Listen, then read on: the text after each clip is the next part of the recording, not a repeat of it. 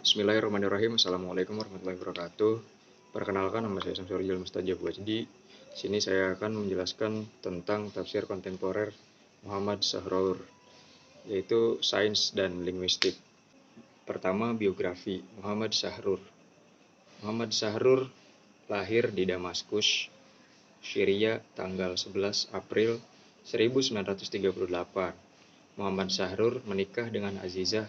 Dari hasil pernikahan itu mereka dikaruniai 5 orang anak, Tariq Al-Lais, Basil Maksun, dan Rima.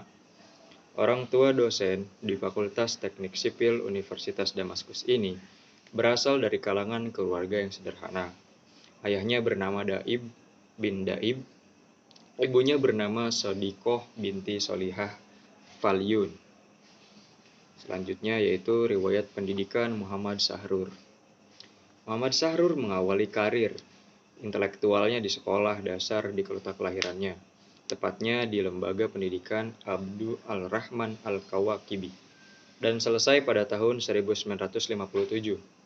Pada tahun yang sama, Muhammad Sahrur memperoleh beasiswa pemerintah untuk studi ilmu teknik di Moskow, Uni Soviet.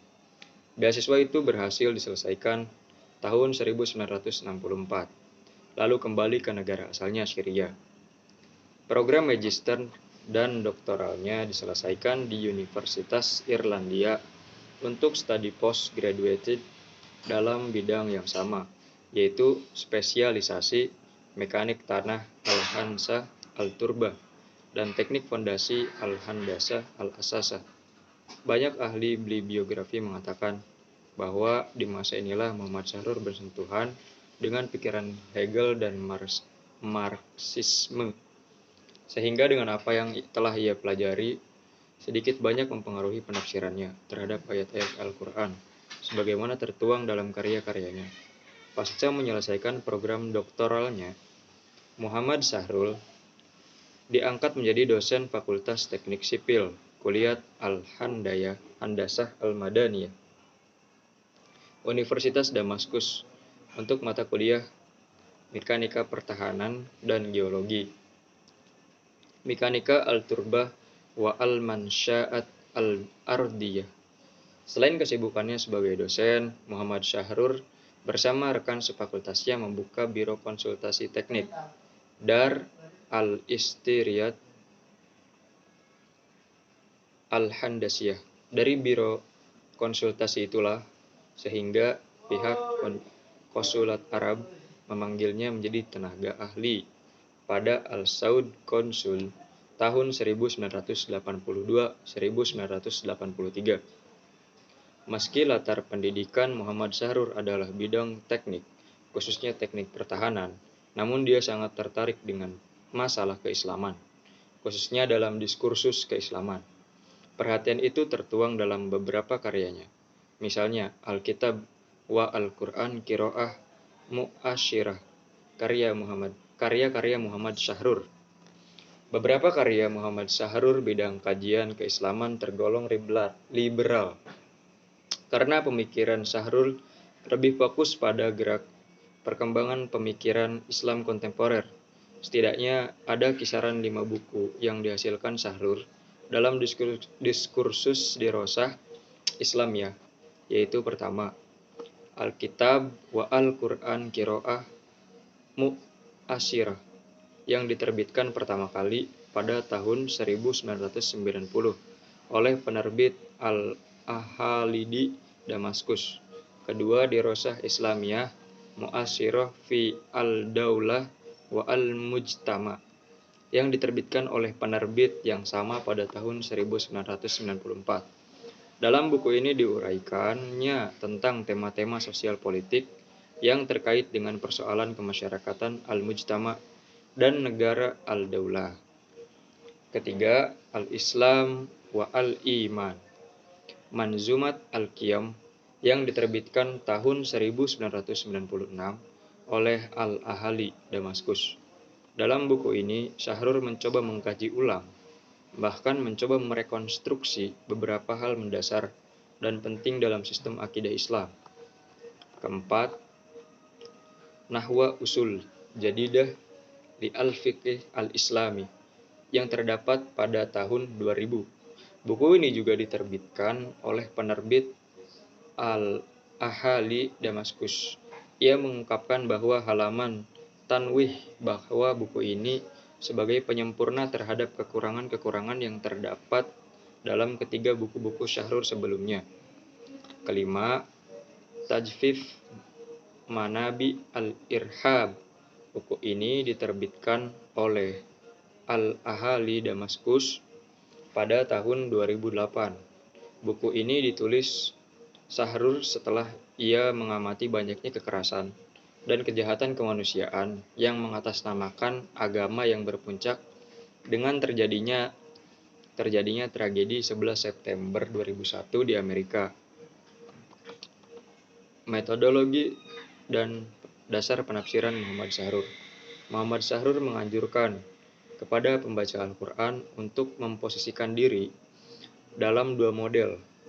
Pertama, berposisi layaknya sahabat pada masa Islam awal. Dalam catatan sejarah mereka diajar Al-Quran secara langsung oleh Nabi Muhammad. Kedua, berposisi sebagai sahabat yang baru saja ditinggal wafat oleh Muhammad SAW sebagai nabi mereka. Dengan posisi ini, maka akan terbangun sebuah pemahaman yang selalu relevan dalam konteks dan dimensi apapun. Implikasi teoritis dari pandangan ini adalah pembaca yang hidup pada era kontemporer seperti ini perlu menggunakan perangkat keilmuan kontemporer dalam memahami Al-Quran tanpa terbebani secara psikologis dan teologis oleh karya tafsir yang klasik yang telah ada di hadapan pembaca. Implikasi ini sebenarnya tidak hanya disematkan kepada pembaca di era kontemporer saja, lebih luas lagi, tepatnya Al-Quran masih dibaca dan dikaji. Maka selama itu, perangkat keilmuan yang ada dan berkembang dapat diaplikasikan untuk memahaminya. Mungkin cukup sekian yang dapat saya sampaikan, kurang lebihnya mohon maaf. Wabillahi taufiq wal hidayah. Wassalamualaikum warahmatullahi wabarakatuh. Oke, yang pertama itu nama Muhammad Syahrur Al-Dayyub. Tempat tanggal lahir Damaskus 11 April 1938. Nama ayah Daib ibnu Daib Syahrur. Nama ibu Siddiqiyah ibinti Salih Filyun. Riwayat pendidikan dasar dan menengah Lembaga Pendidikan Abdurrahman Al-Kawakibi, Damaskus. Pendidikan lanjutan yang pertama studi teknik sipil di Moskow, Rusia.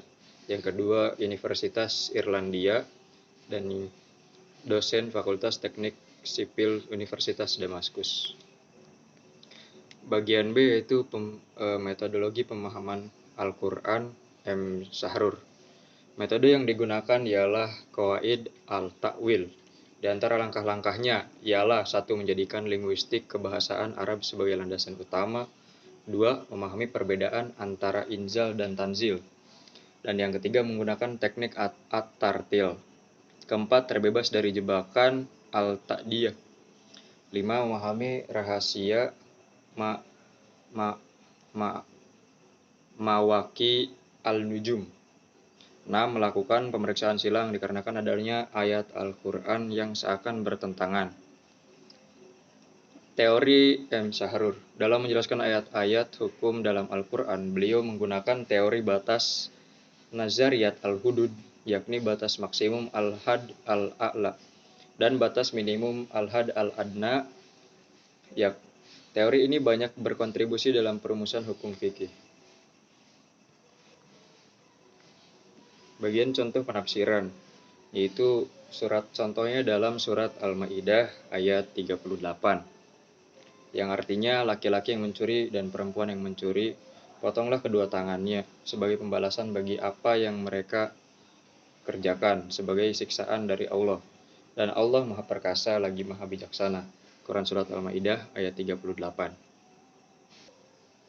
Dan selanjutnya ada dalam surat An-Nur ayat 31 yang artinya katakanlah kepada wanita yang beriman. Hendaklah mereka menahan pandangan dan kemaluannya dan janganlah menampakkan perhiasan kecuali yang nampak daripadanya. Dan hendaklah mereka menutup kain kerudung ke dadanya, dan janganlah menampakkan perhiasan kecuali kepada suami mereka, atau ayah mereka, ayah suami mereka, atau putra-putra mereka, atau putra suami mereka, atau saudara laki-laki mereka, atau putra-putra saudara lelaki mereka, atau putra-putra saudara perempuan mereka, atau wanita-wanita Islam, atau budak-budak yang mereka miliki, atau pelayan laki-laki yang tidak mempunyai keinginan terhadap wanita, atau anaknya yang belum mengerti tentang aurat wanita. Dan janganlah mereka memukulkan kakinya dengan diketahui perhiasan yang mereka sembunyikan. Dan bertaubatlah kamu sekalian kepada Allah, hai orang-orang yang beriman, supaya kamu beruntung.